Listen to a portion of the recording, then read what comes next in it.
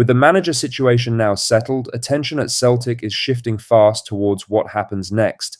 Benjamin Nygren has dropped a worrying hint about his future. Yari Debusa is open to making the move to Glasgow. Liam Scales has been talking about his Celtic teammate ahead of their World Cup showdown this weekend, and Celtic legend Paul McStay has been explaining the difference between this new fan movement and the ones that came before it. Let's get into it. But first, make sure you like this video and subscribe to the channel for more Celtic content. Liam Scales has been in good form with his words ahead of this weekend's international friendly, and he has had plenty to say about a very familiar face he could find himself up against. Ireland take on Canada on Saturday evening, and with Alistair Johnston in the Canadian squad, Scales could find himself directly facing his Celtic teammate. When asked about the prospect during his press duties with Ireland, Scales was in brilliant form. He told reporters, "Oh yeah, I've played on the left wing back for Ireland as well, so I actually might be against him. But I definitely won't do that to AJ. You know, he's a teammate. Hopefully I'll get his jersey after the game, so that's about it. He's top class, he's an incredible athlete, and he's, again, another leader. I don't know how many caps he's got for Canada, I think somewhere in the 50s, and he's only 27 or 28. He's another one that leads the group when he's in it, and he's a great player. It was great to have him back. I think he managed it perfectly.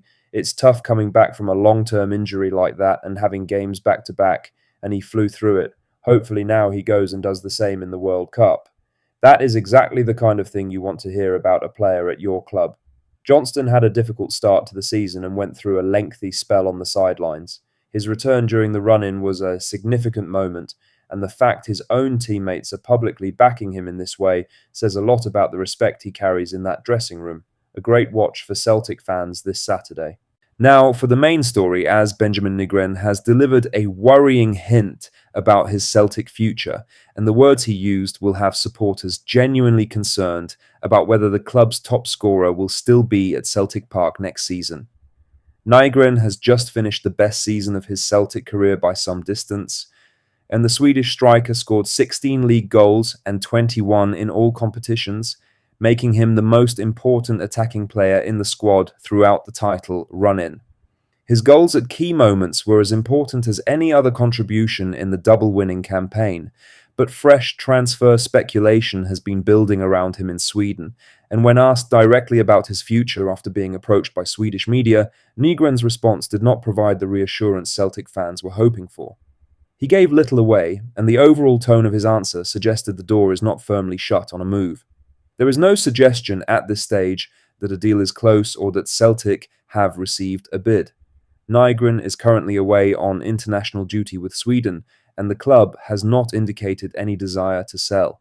But the fact the speculation has now grown loud enough that he is being asked about it publicly, and that his response was not a flat dismissal, is enough to set nerves jangling.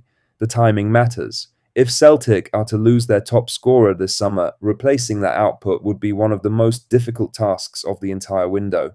The window opens on the 15th of June, and the situation around Nygren is one that needs monitoring very closely over the coming weeks. Martin O'Neill will want clarity on this as soon as possible. In other news, a significant update on the Yari Debusa situation has emerged today as it becomes clearer that the Belgian goalkeeper is genuinely open to making the move to Glasgow. Reporter Pete O'Rourke has confirmed that Debusa is keen on the prospect of becoming Celtic's #1 goalkeeper this summer. Celtic have been linked with the 26-year-old since Kasper Schmeichel announced his retirement following his shoulder injury, and the picture around a potential deal has now come into sharper focus. There is a financial detail that makes this even more interesting. Go ahead, Eagles have reportedly already moved to prepare for life after Debusa by signing Finnish goalkeeper Ketil Haug as cover. That development suggests the Dutch club are not planning to block a departure if the right offer arrives, and the fee being discussed is not prohibitive. Sources cited in the report suggest a figure in the region of £2 million could be enough to get a deal done. That is reasonable money for a goalkeeper of his age and quality. He has played every league game in the Eredivisie this season, has Champions League experience, and is under contract until June 2027, meaning Celtic would be getting 2 full seasons out of the investment if the deal is struck now. The competition for the #1 spot is another consideration. Viljami Sinisalo stepped in during the title run-in and played his part brilliantly, winning the league and the Scottish Cup. He will not go quietly.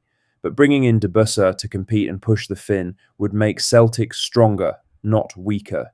Two capable goalkeepers heading into a Champions League qualifier is exactly the right kind of problem to have.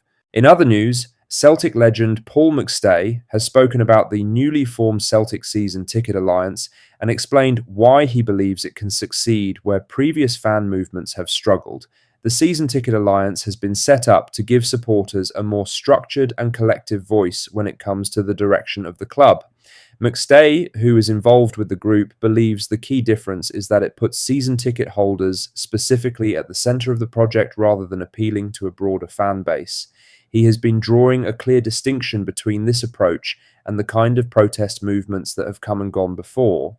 The belief is that season ticket holders have the most direct financial relationship with the club, and that organising around that specific group gives the alliance a focused and credible platform that previous campaigns have lacked. The backdrop to all of this is a period of serious tension between supporters and the board.